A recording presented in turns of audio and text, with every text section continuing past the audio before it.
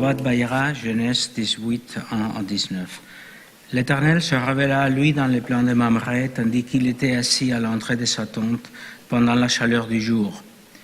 Comme il leva les yeux à regarder, il vit 3 personnages debout près de lui. En les voyant, il courut à eux du seuil de sa tente et il se prosterna contre terre. Et il dit, « Seigneur, si j'ai trouvé grâce à tes yeux, ne passe pas ainsi devant ton serviteur. Qu'on aille quérir un peu d'eau, lavez vos pieds et reposez-vous sur cet arbre. Je vais apporter une tranche de pain, vous réparerez vos forces, puis vous poursuivrez votre chemin, puisque si bien vous avez passé près de votre serviteur. » Ils répondirent, « Fais ainsi que tu as dit. » Abraham rentra en hâte dans sa tente vers Sarah et dit, « Vite, prends 3 mesures de farine de pur froment, pétris-la et fais-en des gâteaux. » Puis Abraham courut au troupeau, choisit un veau tendre et gras, et le donna au serviteur qui se hâta de l'accommoder. Il prit de la crème et du lait, puis le veau qu'on avait préparé et leur servit. Il se tenait devant eux sous l'arbre tandis qu'ils mangeaient. Ils lui dirent, « Où est Sarah, ta femme ?»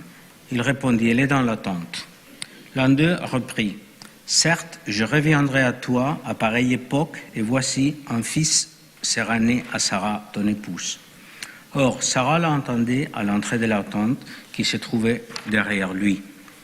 Abraham et Sarah étaient vieux, avancés dans la vie.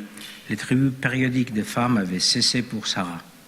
Sarah rit en elle-même, disant, « Flétrie par l'âge, ce bonheur me serait réservé, et mon époux est un vieillard. » Le Seigneur dit à Abraham, « Pourquoi Sarah a-t-elle ri, disant, « Et quoi, en vérité, j'enfanterai âgé que je suis ?» Est-il rien d'impossible au Seigneur?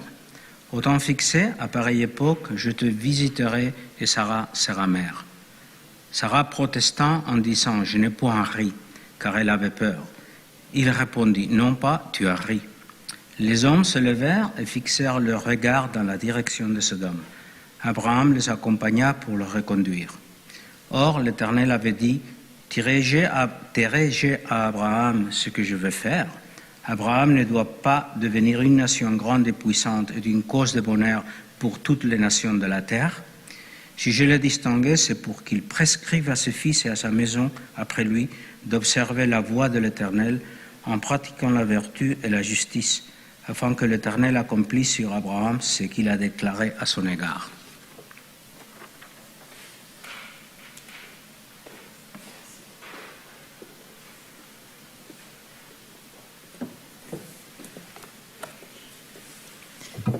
Shabbat Shalom.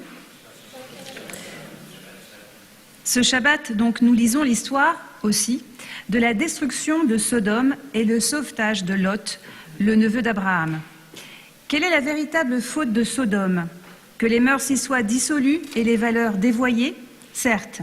On dit que les habitants de Sodome et de Gomorrhe se livraient à toutes sortes d'exactions.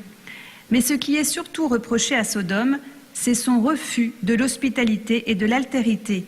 C'est sa fermeture à l'autre que l'on va chercher à souiller, à avilir, à détruire. Raison pour laquelle Dieu s'adresse à Abraham pour lui faire part de ses intentions à l'égard de la ville où se trouve son neveu Lot et sa famille. Car Abraham, archétype de l'hospitalité, comme nous le lisons tout au début de la paracha, est l'homme du Hesed, de l'amour sans limite, qui ne va pas hésiter à prendre la défense des habitants de Sodome pour tenter de les sauver. Alors que Noé était resté muet face à Dieu qui lui annonçait son intention de détruire dans le déluge le monde gangréné par la violence, Abraham va, sinon s'opposer à Dieu, du moins négocier avec ce dernier.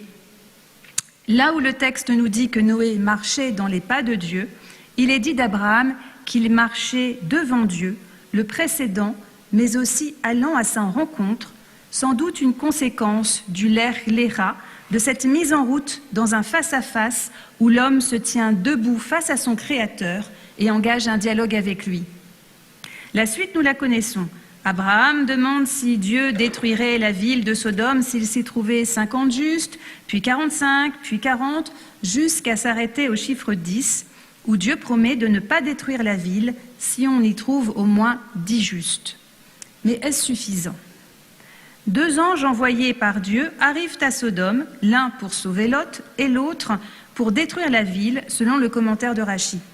Car la ville sera malgré tout détruite à cause de ce refus de l'autre, de ce qui n'est pas soi ou comme soi, et qui va s'exprimer dans l'attitude des habitants à l'égard des hommes de Dieu, comme le texte les appelle, qu'ils vont vouloir connaître. Fais-les sortir vers nous, dit le texte, que nous les connaissions. Vénéda. Or, nous savons que lorsque le texte emploie le verbe iodéa, connaître, il s'agit de connaissances physiques par les rapports intimes, comme le rappelle également Rachi.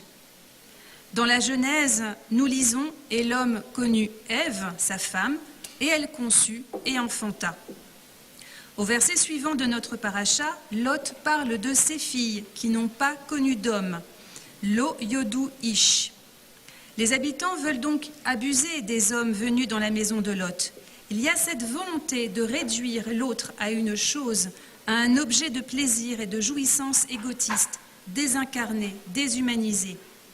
L'histoire, y compris malheureusement récente, nous a donné de nombreux exemples de ces viols collectifs de femmes et d'enfants des populations conquises. Cette volonté de domination et d'effacement de l'autre, de sa différence, en l'avilissant dans sa chair, mais aussi en imposant un remplacement de la population soumise à l'engendrement. Pour protéger les hommes de Dieu, Lot va alors proposer ses propres filles en échange. Et le texte dit « Vous leur ferez ce que bon vous semblera », poussant les règles de l'hospitalité et de l'accueil de l'autre jusqu'au sacrifice de sa propre famille, de sa propre chair. Ça laisse songeur, et nous pourrons en discuter demain matin lors du cours qui commencera à 9h. En tout cas, pour le Midrash, un homme peut sacrifier sa vie pour sauver celle de sa femme et de ses enfants, mais pas sacrifier sa famille pour protéger des étrangers. Par son geste, Lot a apporté la honte sur sa vie. Les hommes de Dieu demandent alors à Lot de quitter la ville avec sa femme et ses 2 filles et d'aller vers la montagne. D'une certaine façon, ils lui demandent de prendre de la hauteur en s'extirpant de cet entre-soi néfaste, étouffant et destructeur. Seule façon aussi de voir les choses autrement, d'un autre point de vue. Ce que Lot va refuser en préférant aller à Tsoar, une ville proche dont le nom signifie également insignifiance. A-t-il peur en s'élevant trop, en prenant trop de distance, de voir sa propre nature, peut-être pas si différente de celle des habitants de Sodome? Craint-il que ses fautes ne le rattrapent et d'être confronté à tout ce qui le retient encore et l'enferme, comme sa femme qui, malgré l'injonction « sauve ta vie, ne regarde pas derrière toi, ne t'arrête pas dans toute la plaine », regarde en arrière et se change en une statue de sel. En se retournant, la femme de Lot se cristallise, se pétrifie dans son passé, incapable de s'en détacher, de quitter son ancienne vie pour saisir la chance de tout recommencer sur de nouvelles bases, plus saines, en se tournant résolument vers l'avenir, et comme l'écrivait le poète Homère dans l'Iliade, « Laissez le passé être le passé, ne mourrez pas dans l'histoire de vos blessures passées et de vos expériences passées, mais vivez dans le présent et l'avenir de votre destin. » Il n'est finalement pas si facile de changer de vie. Lot n'ira finalement pas à Tsoar et prendra la direction de la montagne, mais s'arrêtera en chemin pour se réfugier dans une caverne, un lieu au symbolisme fort, un lieu de repli sur soi, mais aussi d'enfermement, si nous nous rappelons nos cours de philo au lycée et de l'allégorie de la caverne de Platon, au fond de laquelle les êtres humains enchaînés contemplent les ombres de la réalité. La connaissance suppose de sortir de la caverne, comme nous étions sortis du Gan Éden, comme les anges enjoignent Lot et sa famille de sortir de Sodome, de cet espace clos, et d'affronter la lumière aveuglante du soleil à laquelle nous finirons par nous habituer, tout comme la différence de l'autre peut nous heurter, mais qu'avec confiance et ouverture d'esprit, nous finirons par accueillir et respecter. Et c'est dans cette caverne que va se jouer un huis clos digne des tragédies grecques. Les filles de Lot croyant que la création est à nouveau détruite, que l'humanité est anéantie et être les seuls êtres au monde, preuve de leur vision totalement déformée de ce qui est extérieur à elles, auquel elles se ferment, décident d'assurer la descendance de leur père en couchant avec lui. L'aîné donnera naissance à Moab, le père des Moabites, et la cadette à Ben-Amon, le père des Ammonites. Or, ce sont les deux peuples que nous retrouverons dans le livre du Deutéronome qui seront exclus à perpétuité de la communauté d'Israël. Pourquoi ? Parce qu'ils n'ont pas offert le pain et l'eau à votre passage au sortir de l'Égypte, nous dit le texte. Parce qu'ils auront refusé l'hospitalité aux enfants d'Israël quand ils étaient dans le désert. Comme si l'histoire de Sodome se répétait dans un cercle vicieux que Ruth, la Moabite, brisera grâce à sa générosité et son altruisme. En prenant le contre-pied de ses ancêtres, elle renversera le décret divin pour devenir l'ancêtre du roi David et par là même du Machiar, qui amènera une ère de paix et de bonheur où l'humanité sera enfin réconciliée. Le repli sur soi, le refus de l'autre, voilà la mort de Sodome. Voilà aussi ce qui va causer la perte de Lot et de sa descendance par ses deux filles avant d'être rachetés par Ruth. Pour autant, faut-il tout accepter sous prétexte du droit à la différence ? Y a-t-il une limite à la tolérance ? Comme je l'ai dit au début de cette dracha, Abraham est l'homme du Chesed, celui qui ne va pas hésiter à négocier avec Dieu pour sauver la vie d'étrangers qualifiés de scélérats. Mais, dans la même paracha Vayera, 3 chapitres plus loin, il n'opposera aucune résistance quand Dieu lui demandera de sacrifier son fils Isaac, un innocent, fruit de sa propre chair, comme Lot était prêt à sacrifier ses 2 filles. A-t-on affaire au même Abraham ? Ou bien cette histoire ne nous enseigne-t-elle pas aussi que tout ne peut être accepté, qu'il y a une limite au Chesed d'Abraham, incarné par Isaac, à qui l'on attache l'attribut du din, de la rigueur, de la justice et du jugement. Shabbat Shalom.